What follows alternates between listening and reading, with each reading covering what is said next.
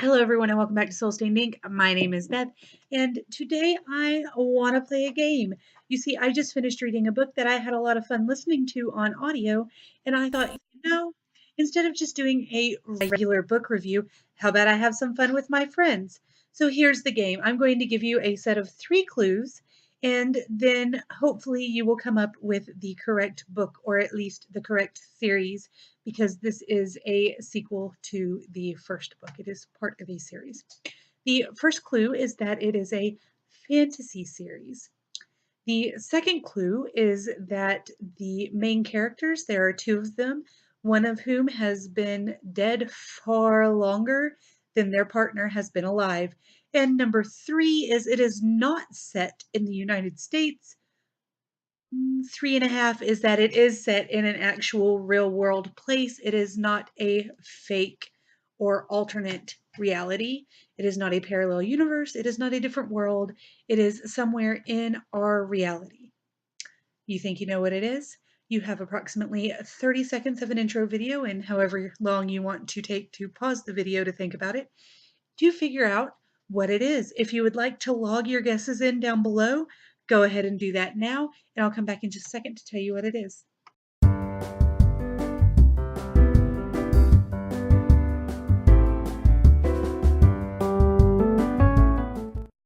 Okay, so my intro video is more like 10 seconds long. If you need a little bit more time, just press pause real quick. Have you figured it out yet? Let me give you a couple extra clues just in case you're almost there. This is a middle grade series that follows 12-year-old female lead who is finding out about the world of magic once her uncle passes away, and she earns an inheritance of all of his fortune and his house with hidden rooms containing magical items. Her uncle's best friend becomes her mentor and partner in a detective venture, and that is a walking, talking skeleton sorcerer detective named Skullduggery Pleasant. Derek Landry writes the Skullduggery Pleasant books, and this is the second book I finished. Book 2 of this series is called Playing with Fire, and in it we find Stephanie and Skullduggery as they are attempting to stop another apocalypse, basically. Somebody very, very powerful and very, very bent on getting the faithless ones, who are ancient godlike beings, back to the world and basically creating an Armageddon so that the faithless ones can begin to rule again, has broken out of prison. And so Stephanie and Skullduggery are tasked with finding him and stopping him before he can get that goal cemented and taken care of. Along the way, they have help from several friends. Stephanie gets kidnapped a couple of times. There's a lot of fireballs and magical sorcery afoot. There is necromancy. There are weird creatures. It's just a fun time. So lately, the thing most people have seemed concerned about when doing a book review is discussing whether or not there's enough representation or appropriate representation for different races or sexualities or whatever you're concerned about today. I don't even think about that when I'm listening to the Skullduggery Pleasant books. I've listened to both of them on audio. The narrator is fabulous.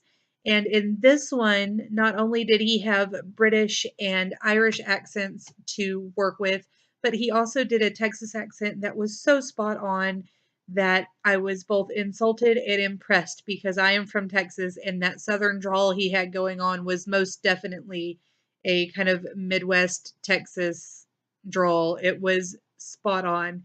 Um, but I never once stop in the middle of these and think, I wonder if that character is really. It doesn't happen. It kind of slides into your brain, and Derek Landry does this thing where he describes a character, but not in such amazing detail where you know every little pimple pockmark on their face. No, you just kind of get an image in your head that flows in, forms like smoke, and goes back out. And so what you get is the knowledge that like China Sorrows is beautiful and she can make anybody fall in love with her, and most likely has had lovers of both sexes, multiple races, and possibly things that are not quite human. But you don't ever know because you don't have to know. Um, you also know that there is a slightly flamboyant character, but you never really care whether or not he really is gay. The physical descriptions of characters, talk about tan skin, really dark hair, pale skin, etc. But it's not a huge portion of the book. It's just fact. And I love that because I don't have to stop and think, is that just uh, a token American? Is that just a token vampire? No, it's just there. It's part of the story. If it's important, it's in it. If it's not, you don't know. And I love that because there is representation, but I'd be hard pressed to tell you exactly where, other than for maybe the two big ones, like the woman who's, can cause anyone to fall in love with her. There is representation of different race, different nationalities, different sexualities, but it all flows with the story, which I find beautiful. The only deduction that I would take from this book is that the main character, Stephanie, is 12 in the first book, 13 in the one I just finished. And she does a few things, has a few choices that she makes that just don't seem like a 13-year-old would make them. And I understand that this is a fantasy book, and B, a girl who has found out that she's magical and she has all these different abilities. But even taking all of that into account, I feel like there are a few issues that just either didn't get brought up in the book or did not get discussed like I wanted them to. So instead of a full 5 stars, I would rate this a 4.75. I did give it a full 5 on Goodreads. So, I really, really did love this book. It's great fun. I encourage you to pick it up or pick up the first one if you have not read it. This is a full series, so I'm looking forward to picking up book number 3 sometime soon. Hopefully, also on audiobook because I love this narrator. Um, if you have Overdrive or Audible or something like that, I would encourage you to get the audiobook. But even if you don't have the audiobook available, find the physical copy, get an ebook, read the book. Just read it. Skullduggery Pleasant is hilarious and well written, and I think you would enjoy it. Comes highly recommended from me and from Amanda Centers. And if we both like it, it's probably pretty good. If you've read the book, please let me know down below what you thought of it. If you're thinking of reading the book because of this video, please let me know that as well. I love it when people pick books up on my recommendation. It makes me feel all warm and fuzzy inside.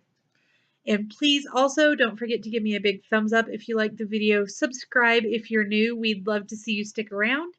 And I will see you guys again, hopefully very soon. Until next time, I hope you have a wonderful day. Bye.